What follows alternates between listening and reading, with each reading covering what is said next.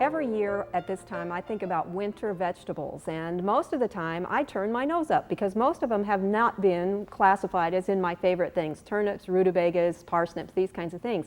However, I'm beginning to get a repertoire of some dishes that I really like that have these in them, and my guess is a lot of you are in the same boat. So today we're going to look at rutabagas and turnips and try and find something that you can do with them that you will appreciate. Now, both of these vegetables that I have the examples are from the supermarket as opposed to having been grown in the garden. And you can really see with the rutabaga that it's heavily waxed. If I scrape my fingernail along here, you can actually see the wax comes off. And that's kept on there or put on there in order to keep the moisture inside the vegetable so that it will keep a lot longer time. It is an edible wax.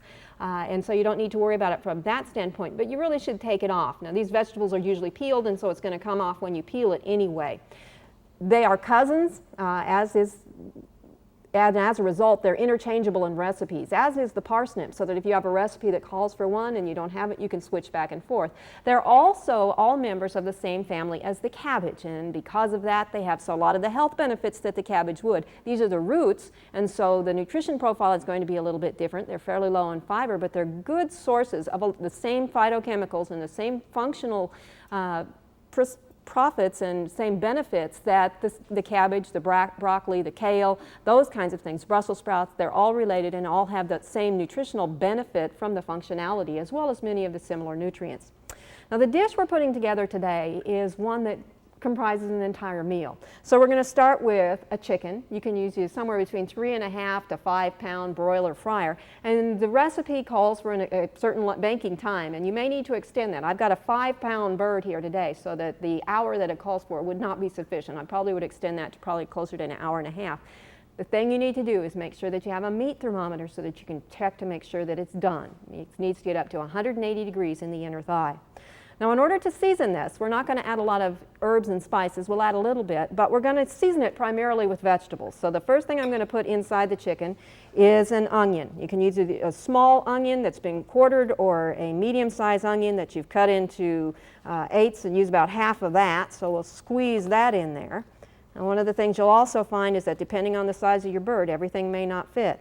We're going to add 1 lemon. And I'm not going to worry about taking out the seeds because we're not going to use this part of it anyway, but you could if you chose. So we'll squeeze the lemon that we sliced inside here.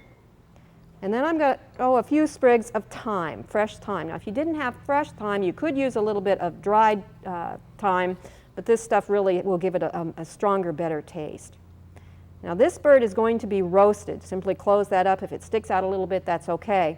But we're going to roast the bird. Now, in normal conditions, when you roast, that means that it's a dry heat method. You've got to keep it out of the water, or anything that's down in the liquid, the juices that come off when it cooks, is actually being cooked in a moist heat, and it'll have a different quality to it when the cooking is done. So generally when you roast, you put a rack in the bottom. Well, we're going to avoid the rack by cooking it on a bed of winter vegetables. So in the bottom of our roasting pan, and you will need a fairly large one because this does make quite a bit, we have 6 or 7 red potatoes that are quartered. And use red potatoes because they'll hold their shape and their quality, whereas a white potato is going to fall apart as it cooks. Also to that, we have 3 leeks, just the white parts. And those have been sliced, and you could slice them the way I did, or you could slice them the long way. I have 1 large carrot, which is another winter root vegetable, and also adds a lot of color to this. We're also going at this point to add the turnip. Now remember, because as turnips cook, they're part of the cabbage family, they get a much stronger flavor developed. They give off hydrogen sulfide gas, and that's the reason that the flavor of overcooked broccoli and cabbage is so pronounced. Well, it's the same way with these 2 vegetables, the turnip and the rutabaga, so that you may have kids who you would rather keep some of these out and let them eat them raw. As a side dish as opposed to cooking them. They tend to be very white. They don't discolor as a potato would, so that's a good product to have, and you can do some of that chopping ahead of time. You can either slice them as I did, or you can cut them in rounds. Additionally, we're going to add the rutabaga. Now notice that this one is much yellower and adds, again, a nice color contrast. So we have a lot of colors that we're putting in here to make this a really pretty dish. Now on top of that, I'm going to sprinkle on about 1/2 teaspoon of black pepper, for seasoning. Remember, we're not going to season a lot because we're going to get a lot of flavor coming off those vegetables. And also about a half a teaspoon of kosher salt. We're going to put the bird on top of that and sprinkle the rest of the half a teaspoon. So this is another half a teaspoon of kosher salt that we're going to spread along on top of the bird. And the rest of the pepper can go in here as well. See if you can sprinkle a little more evenly than I am so that the one person doesn't get all the pepper. Sprinkle the rest around on your vegetables for seasoning. And the last thing we're going to add to this is some low sodium chicken broth. And we already have some salt added in here. Most of the vegetables are very low sodium, so I'm going to use a low sodium chicken broth. If you wished and you didn't have the salt, or you chose to leave out the salt, you could do that as well, and that would cut down the sodium content of the whole thing. But we want to have enough liquid in here, so we've got about 3 cups of chicken broth. So we want to have enough in here that the vegetables are actually cooking by moist heat. Otherwise, they'll take a little bit longer to cook. And we want to have some juices when we're finished. This is then going to go in a 425-degree oven. If you have a big bird, start it at a lower temperature, start at about 375, let it cook for 30 minutes, then turn it up.